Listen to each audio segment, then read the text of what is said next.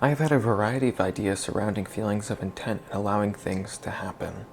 I believe that I'm someone who has a strong grip on the former, and instead of switching to the other side, I believe there to be a balance between these two in order to be in a state of contentment of whatever is happening. We can use intent in order to get closer to our goals, while we can let things be and be okay with whatever comes as a result of our equanimity. In order to achieve something, you need to assign a goal to achieve, and you need to believe that you are required to reach that goalpost for whatever reason you create.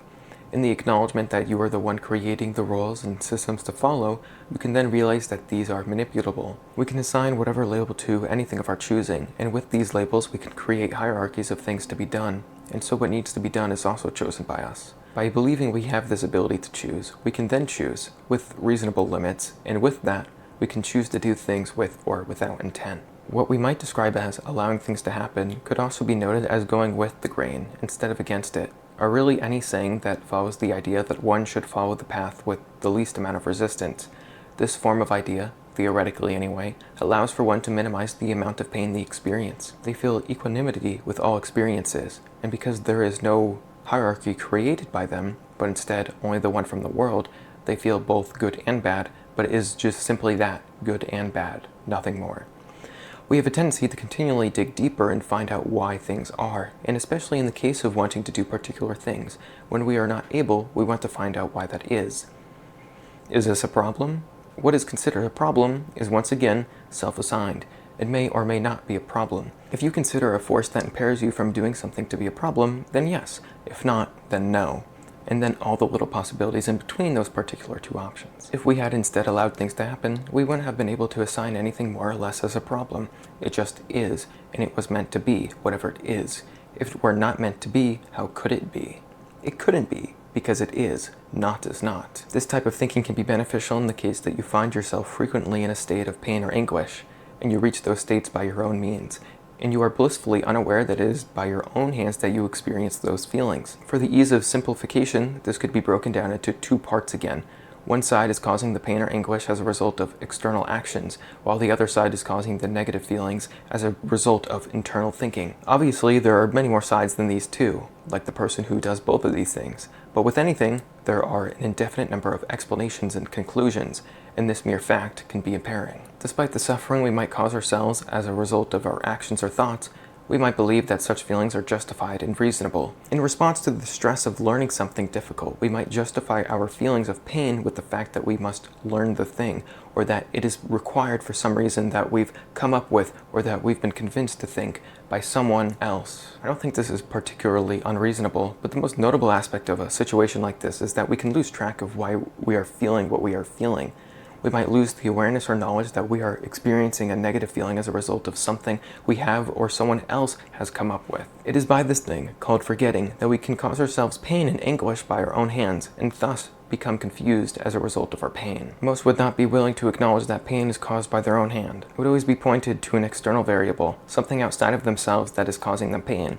This very well could be true, and it could be something else impacting their internal state. With that one particular thing they can point at, there may be an innumerable number of variables that they are not capable of noticing, and all the variables happening internally they have yet found. The easiest path to feeling a solution or conclusion is by choosing a particular thing that is the cause of something else, but in reality things are much more nuanced. So nuanced, in fact, that in our attempts to grasp the complexity, we find there's only more to know, and so instead, we feel as if we understand less. Once in a state of understanding that we cannot perfectly hedge a path of our own choosing, it might lead us to question if such an action is foolish. And instead of drudging down the path of suffering, we are to opt for one that is natural. What exactly would define natural?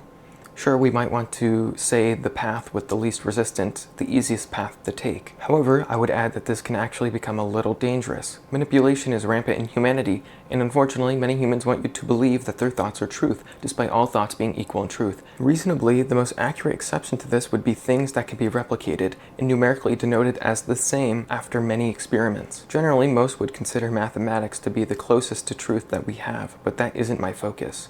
No one is forcing you to believe that math is truth, but many want you to believe that their God is the true God, and by believing in any other God, you are then a heretic. Many want you to believe that you must consume and buy goods, because it is the right thing to do, and that you need whatever product is being advertised to you.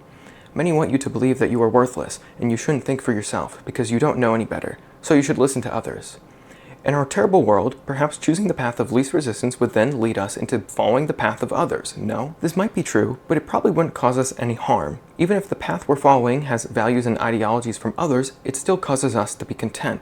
It wouldn't be in our minds that they aren't our ideas, nor how we think things should be. They merely would be as how things are, thus going with the grain rather than against it.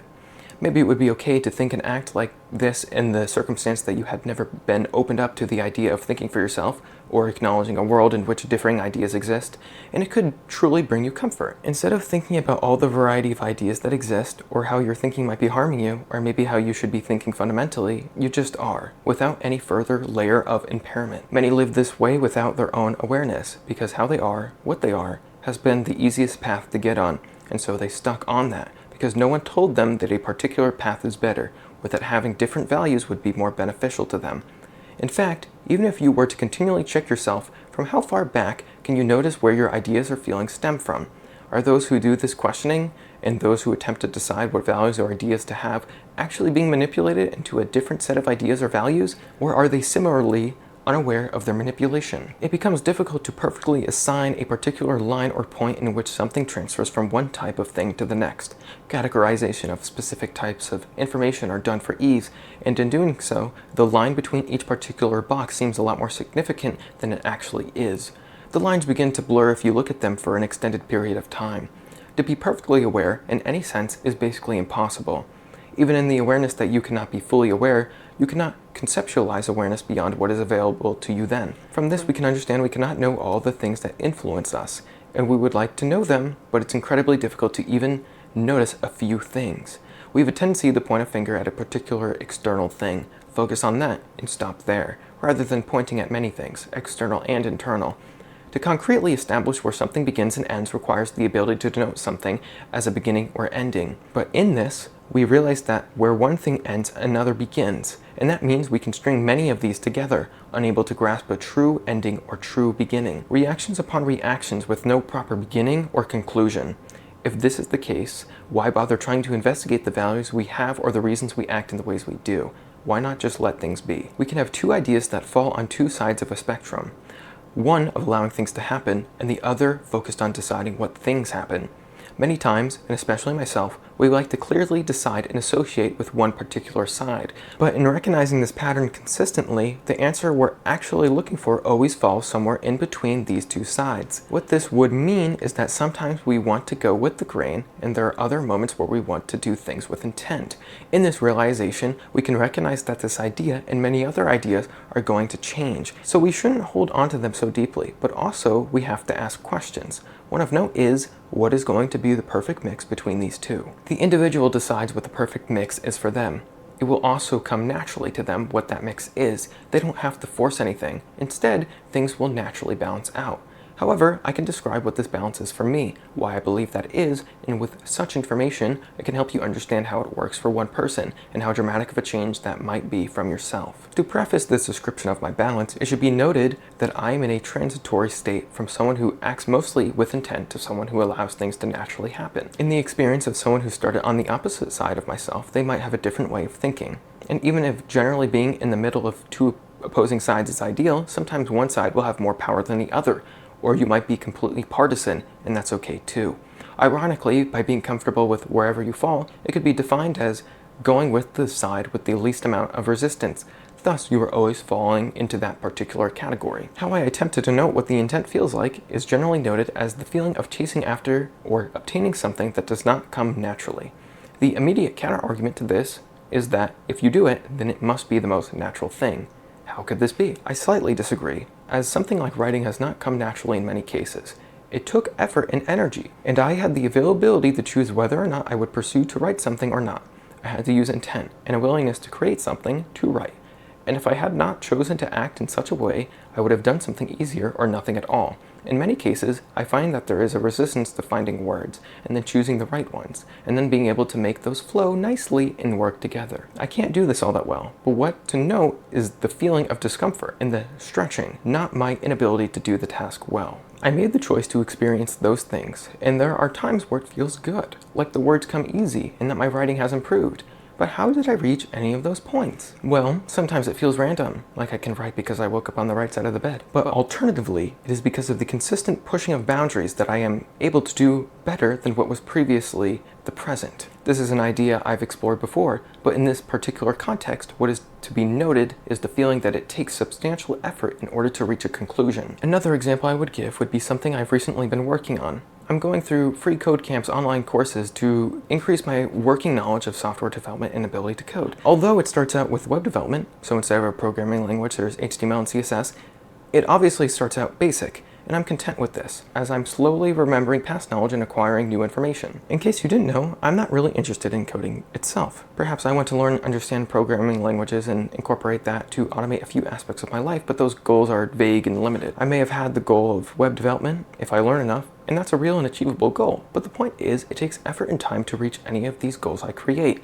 I didn't naturally start building websites and doing it for fun. Instead, I'm doing it with particular goals in mind, and the general urgency to learn as much as I can. And these things that I learn are merely incidental, but it takes effort to grasp them in any greater capacity. I have to try hard, very hard, to remember and execute the knowledge I learn. Trying hard does not implicitly decide whether or not something is or has been in a state of requiring intent. This is an association I've noticed in the beginning stages of learning something new.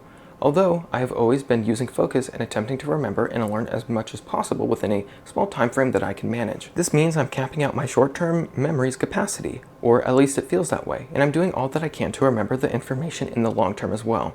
This functions fine, but the point in which it no longer functioned fine was when I pushed beyond my limits and expected myself to maintain information beyond what I was physically capable of, and when that didn't happen, I was then upset. I thought with control, focus, and intent, I could achieve any goal I would set, but the reality is there are real limits that cannot be ignored. In the face of this, I had to acknowledge the lack of control that I have over my own abilities. Indeed, I can push myself, but it is through long periods of time, and the more difficult the thing becomes, there is more time required in order to achieve a goal. In admittance to my inability to remember and understand at the rate I was setting for myself, I understood that I didn't have control over my genetic makeup. I did not choose the mind I have, nor the ability to take in information, and I most definitely cannot change these. Intent could be classified as a choice that brings a result that does not come easily. It is a means to specify what needs to be done, and to do that, and just that, above other things. It enables us to focus on something and believe it to have a higher importance than other things. I value using intent greatly, as it has enabled me to do things that I otherwise would have never done.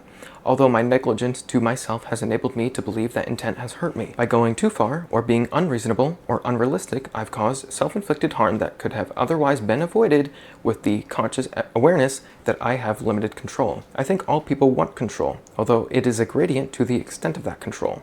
To not have control feels scary. To be vulnerable is scary. And to not even have control of what goes on inside your own head is horrifying. You cannot even decide your own abilities, your own strengths, nor your own capabilities. In spite of this, we want to believe this, and we go about believing it in the form of discovery. By means of discovering the world, we begin to understand more and less about it at the same time. With every increase in knowledge, there grows ever more complexity in what we once understood. What was once simple is now complex, because we have to account for all that we can see now that we could not see before. Additionally, humans want not only to control themselves, but the world external of themselves. We want to build environments that are suitable to our needs. We want to predict weather to avoid disaster. We want to create systems of filtrating water, and many other things to make our lives easier to handle. Yes, we want to control the environment. And if we cannot do so, we want to control how we react to the environment. This acts similarly, if not exactly, like how we work within our internal worlds. Just like the external world, we don't know how we got here. We can make many guesses, suppositions, and have the feeling like we have decided where we are and what we are doing, but there are so many variables at play, we cannot, with certainty, know how we got to the present. Even if we were to write all the feelings we felt throughout the day, every thought we had, and all feelings that we had ever felt, it still would not be enough. Unfortunately, even if we measured all aspects of our perception, recorded them, and looked back upon them, we still would not know everything that has impacted us. In this awareness, we realize that we are in a state of lacking control. We thought we could decide what we liked, what we wanted, how we wanted to get there, but instead, there were innumerable variables deciding that for us. We didn't choose where to be born, what parents to have, nor what schools we must go to. Even in a state of rational choice, supposing you want to choose what college you want to go to, you have to decide within factors like your financial ability to go somewhere, and you have to decide if you have the intelligence in order to perform in such an institution. There is a belief that we have the ability to choose these things, and there's comfort in that. and I don't think it's wrong to be comfortable. The issue arises when we bring ourselves discomfort, because as a result of blinding ourselves to our complete and utter lack of control, we forgot that we are who we are. No matter how many times we might measure ourselves internally or externally, we cannot find the exact reasons for how those measurements came to be. I might feel like I'm actively making the choice to learn and understand web development, and maybe I do enjoy it. However, if things were different, suppose I had financial security and did not have to consider my career any further, would I still act in this way? Would I continue using my focus, intent, and time in this way? I don't believe I would, but the question then becomes, what would I spend my time on? The answer I would attempt to claim would be that I would follow the arts, trying to create beauty in many different forms. If I had the ability to create, I wouldn't follow these, right? Well, it gets a little iffy, because creation could be indefinite, and I could create for my entire lifetime, and then some, and still never have a form of completion, because that is not achievable, at least not to me. New forms, new ideas, and different ways to understand and create something different that is pleasing to perceive. What cannot be denied is my interest to build something within that description. It is not my own creation. I did not choose to be a person who wants to do that, and I might have some influence, but there were and are so many other variables at play that reinforce the idea that I didn't choose this path for myself. I recognize that it is okay that I didn't make all the choices to bring myself to the world that is my present. In using intent, one can focus on what is to be done in the present, not on what has been uncontrollable up until this point. This becomes a fascinating thought. If the past has had innumerable variables at play to make me who I am, and I have lacked control over these, what makes the present different? Even if I felt like I had control, like I was maintaining control, and through that I was able to obtain what I wanted, did I actively have the ability to make that something to occur in the future? I think this is where things can become a little gray. We have a limited amount of control, but we haven't always had that. For myself anyway, it was only up until teenage years that I had slowly gained the ability to decide many more things for myself. Sure, at younger ages I had some capability in this, but at that particular age range, I also gained a significant increase in my awareness, thus causing me to believe I had an increase in control. This was not the case. I just had become aware to many more things that I realized caused me to feel or act in certain ways of which I had no control over until then. Even then, the control I had was limited, as we can change the ways we think or feel, but only as a result of being exposed to those other ways and believing them to be better. What we believe to be better, of course, is also much out of our control. There's a great emphasis on control for a reason. While we might not actually have any control, believing we do, to an extent, can enable us to step closer to our wants. It doesn't matter if we decided what we want or not. Not really, because if we want it and we can obtain it, then it should feel satisfying when we do, or upsetting when we don't. Once again, does this not mean we are already on the most natural path for ourselves? Perhaps, but also perhaps not. Something that I am aware of is that I've influenced myself in ways that I do not remember. And because of my forgetfulness, I have been able to react to a version of myself that functions in a particular way. No, I have not been able to control everything, but I have been able to react to what has already been. And with each subsequent reaction, I can, with all that has influenced me up until each new point of reaction, have some amount of influence on what will come in the future. This is the primary idea held within the manipulation of the self. This is great if we know what we're doing, but we don't know that most of the time. We have some guesses, maybe we've learned a thing or two from other people, but for them, it was their guess as well. We're all doing varying levels of guessing, trial and error. Sometimes we forget that something does work or does not work. For me, a way that this has worked has been a manipulation that has caused me to believe that I should do the things I do. I didn't naturally believe I should do anything. A way this has not worked has been mental barriers set up to minimize my ability to feel emotion, which existed to minimize pain, but it minimized all other feelings as well. I had the choice to make these systems. They were built to cause me to feel certain ways, but the more distance between their creation and their execution, the more confusing it can feel if there is no ability to recall how it came to be. Manipulation of yourself can be easily done by the fact that we forget. And because we forget, we don't realize that we've set ourselves up to be our present selves. And with intention, we can continually influence what our future selves are going to feel and how they're going to act. We don't need to know all the reactions that caused us. We might want to, and it would be great, but what we need is the awareness that we are the result of reactions, and we can continue the ripple. This pulls back to having both the ability to act with intention and the ability to go with the grain. By being caught up in trying to control what we focus on and what we believe we must do, we can lose focus on how we made it to that point in the first place. From my perception, no one has had the ability to focus with intent the same way their entire lives.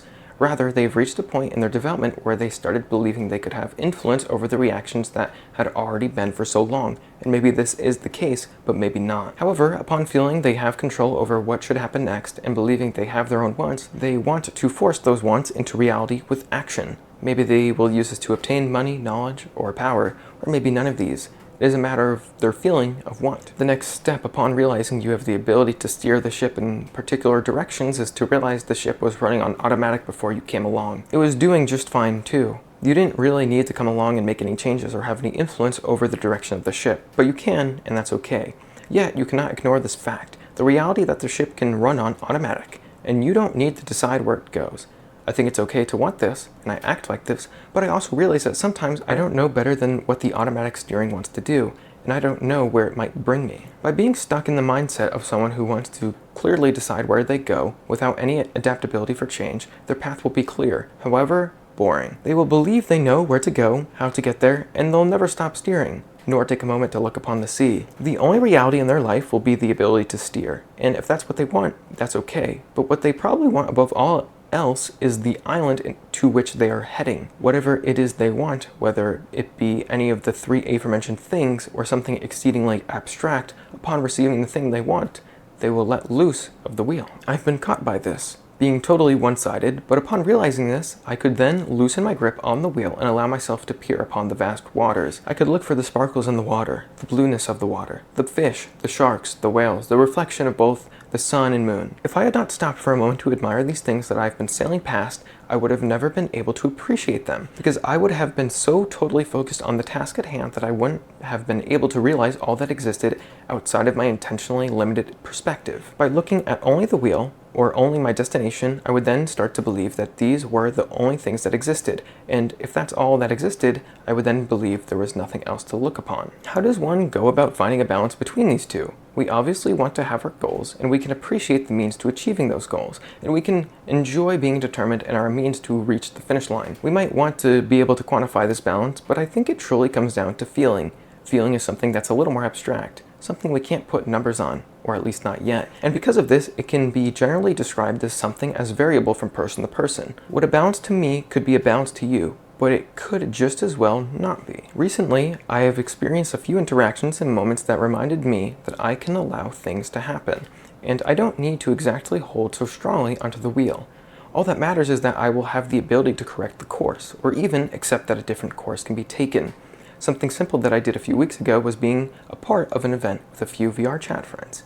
It was for Thanksgiving, and I initially did not want to spend my time in that way, but I did anyway. I thought it could be an opportunity for fun, and I should be willing to have moments like those here and there. The event itself was okay, but afterwards, like a party, there were a few stragglers and one started speaking with me, and we started to chat for a while. Before I knew it, I had made a friend, something that seldom occurs, as a result of my own interest to create friendships, or so I would try to make myself believe. We talked on, and things were nice. I felt like this person had a mental agility that made for conversation more captivating than usual.